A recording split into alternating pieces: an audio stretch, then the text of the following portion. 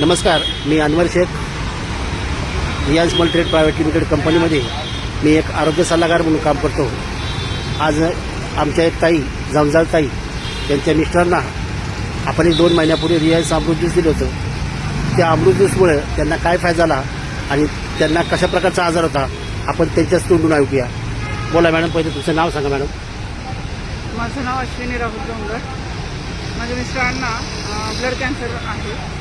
2024 December 2024 detect झाला आणि तेव्हापासून किमो वगैरे घेऊन खूप त्यांची तब्येत खालावली होती. त्यानंतर आम्हाला ऑनलाईनच चेक केला असता माझी एक मैत्रीण पण होती आणि सरांनी पण इंदापूरवरून वगैरे सहाय्य केलं. मग त्यानुसार आम्ही अमृत ज्यूस घ्यायला सुरुवात केली आता 2 महिन्यापूर्वी. त्यांना खूप थकवा होता किमोथेरपीमुळं.